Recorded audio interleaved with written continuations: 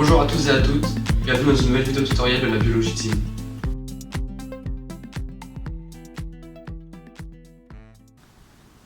Pour commencer, il existe deux types de chatouilles. Les cnimésis, qui sont provoquées par une irritation de la peau, comme par exemple une mouche venant se poser sur le bras, qui provoque une sensation désagréable.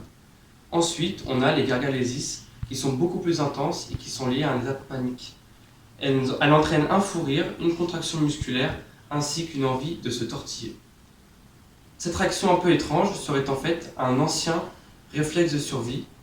Donc les chatouilles seraient liées à un état de panique qui déclenche une réaction au niveau du cerveau liée au comportement défensif.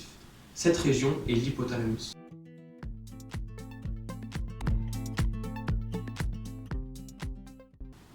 Rire lorsqu'on est chatouillé est une réaction parfaitement normale. Juste le fait de savoir qu'on va être chatouillé, la peur d'être touché, voire blessé, nous fait automatiquement rire. Voici un schéma pour illustrer tout ça.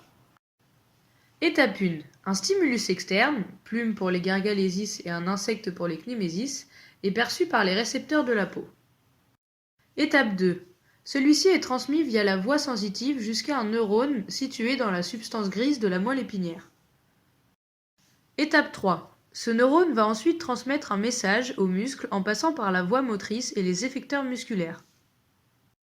Étape 4. Contraction des muscles.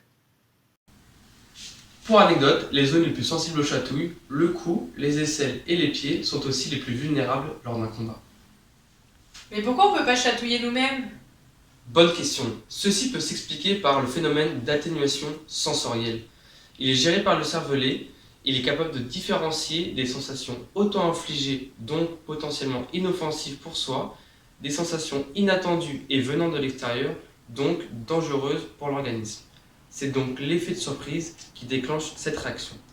C'est pour cette raison que seule une personne atteinte de schizophrénie peut se chatouiller elle-même.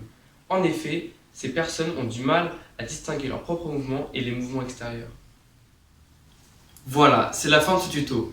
J'espère qu'on vous a aidé à comprendre les mécanismes du rire et surtout pourquoi on ne peut pas se chatouiller soi-même. À la prochaine!